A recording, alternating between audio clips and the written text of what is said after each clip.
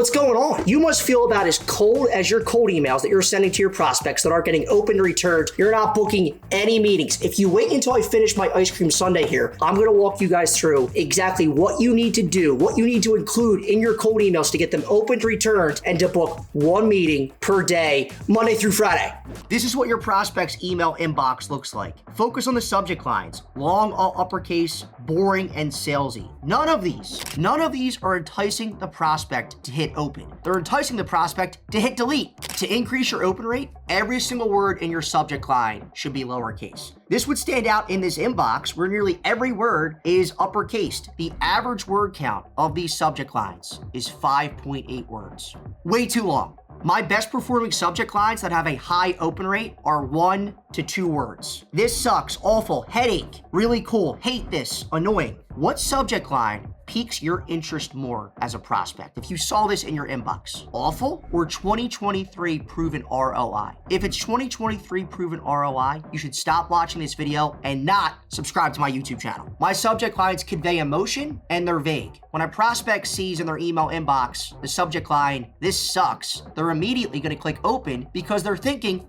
what sucks? Now, my favorite email subject line of all time that has a 60% open rate, absolutely tremendous. And guess what, guys? It's more than 2 words. Shout out to the sales coach, Josh Braun, for this one. It's called the triplet. Expected trait plus expected trait plus unexpected trait. Using a triplet subject line is a great way to stand out in the sea of sameness in your prospect's email inbox. For example, iPhones, Verizon, my girlfriend. iPhones and Verizon, they go together. They're expected traits. My girlfriend, what the heck does my girlfriend have to do with iPhones and Verizon? They're gonna click because it builds curiosity. The first sentence of my cold email will tie all 3 of those traits together. 60% open rate on this subject line. And one more thing, you might have noticed this. None of those cold email subject lines that I shared with you incorporated a question or a question mark. Using questions in subject lines lowers your open rates by 56%. This tip I learned a few weeks ago, guys. Question subject lines, they read like marketing emails and they convey effort on the prospect's part. They're gonna have to open this email and answer a question. Leave them out of your subject lines. Look at this. 50% of the emails in this inbox start with some variation of "I hope all is well." Weak and disingenuous, as prospects know, we do not care how they're doing, and what a waste, guys, of valuable real estate. The preview text, the first 5 to 7 words of your cold email, is shown alongside your subject line in an inbox. "I hope all is well." Delete. "Hi, my name is Matt McNamara and I work for IBM." Delete. Instead, start your cold emails with these phrases. "Noticed on your," "saw on your website," "looking at your LinkedIn," "your peers have been saying." None of these phrases begin with the word I. These are all buyer focused. They're not me, seller focused. A few other fun options that I learned from Josh Braun to kick off your cold emails the right way. "Hi, first name, JK. I know your name is Chris. Are you open to a different perspective for insert goal without insert annoying problem?" "No, Phil, you don't have to insert annoying problem."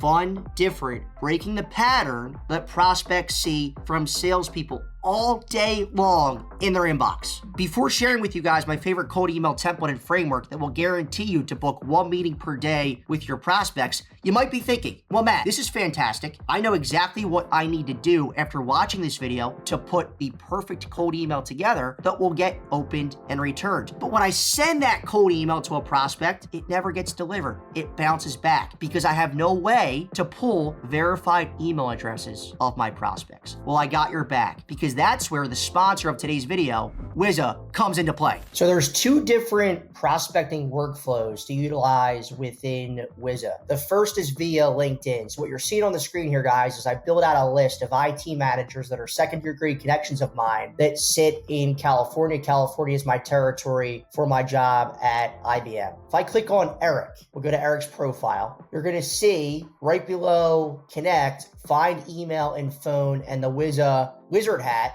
This is a Google Chrome extension, important to note. And then Wizza is also on the right-hand side here. So if I click on the right-hand side, Wizza Hat, this will pop up on the screen. And I can click Reveal Contact Information. This is going to take 30 seconds to a minute to pull a verified email address, mobile phone number, or direct dial. I could also, while we're waiting for this to pull, didn't take long at all. No phone number is found, but a verified email address is found, which I'm good to go with that. I could save these folks to a list. I could create a list or save them to an existing list. So this is more of a one-to-one prospecting workflow play where I'm in LinkedIn, I find a prospect I want to send an email to or make a phone call to. I go to their LinkedIn profile and utilize the Google Chrome extension to pull verified email address, direct dial, or mobile number. That's workflow number one. Workflow number two, what you're looking at here on the screen is this is the Wizza home screen dashboard. If I click on prospects, this is more of a bulk prospecting play. So I can pull up or filter a list of potential leads. So let's say I want to pull a list of IT managers,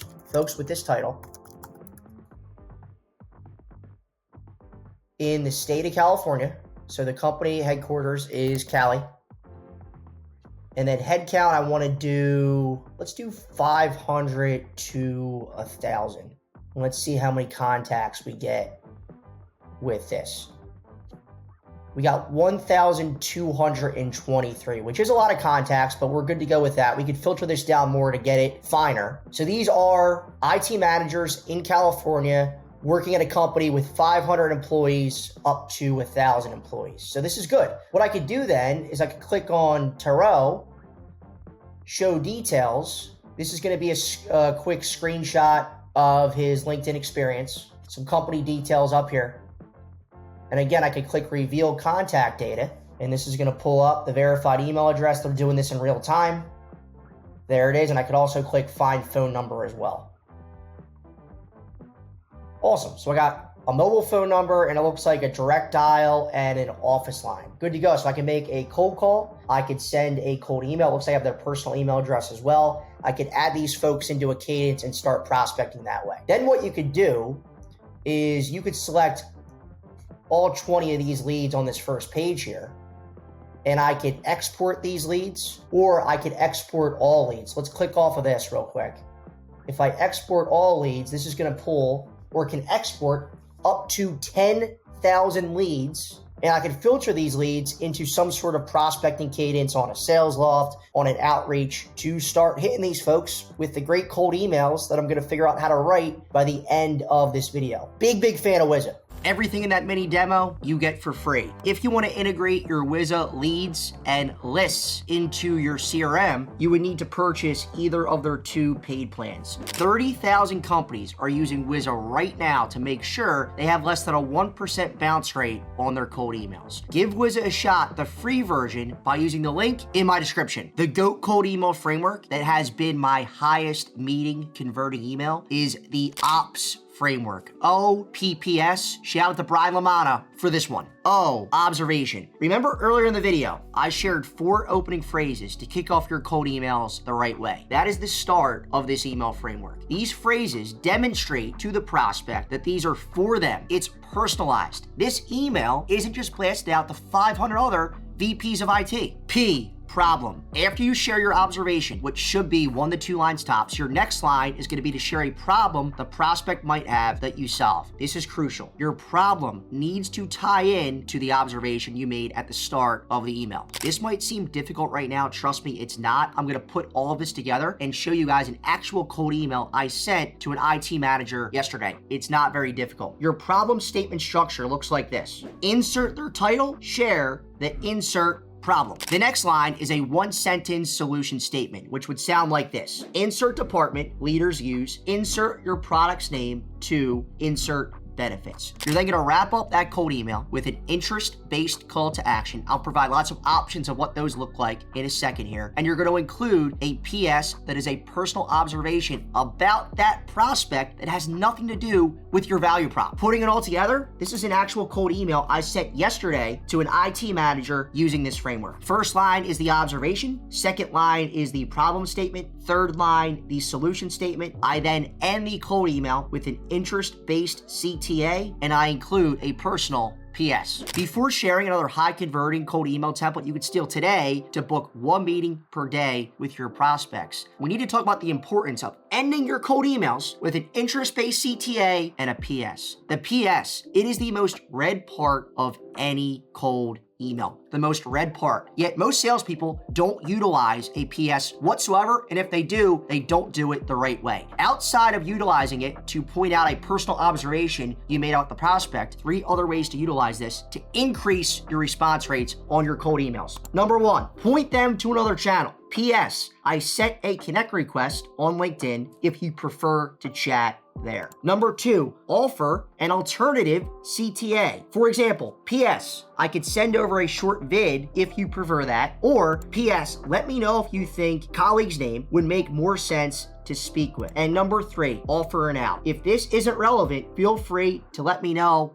and I'll stop emailing you. Now, above your PS is your CTA, your call to action. 99% of sales folks use a specific call to action to end their cold emails. Chris, can you meet tomorrow at 2 or Wednesday at 3? A specific CTA has a negative impact on your cold email response rates. Instead, you want to use an interest-based call to action. First, get interest. Once you get interest, you then can use a specific CTA in the next email. A few examples of strong interest-based CTAs to increase your cold email response rates. Ever come across insert your product before? Open to learning more? Sound interesting? What sounds most intriguing about this? Is this a problem that your team faces right now? Is this worth exploring? Have you tried insert type of solution before? Another cold email framework you guys could steal that converts to meetings is the Chris Voss inspired 2-line cold email. Here's an example and why it works. Number 1, it's going for no. People feel safer saying no than yes. You've heard me say that multiple times on this YouTube channel if you're subscribed. Number 2, it's short and casual, standing out amongst the long, boring, formal emails that sit inside of your prospect's inbox. Number 3, there is social proof. Acme is using my solution to save tons of time. By providing social proof, you will increase your chances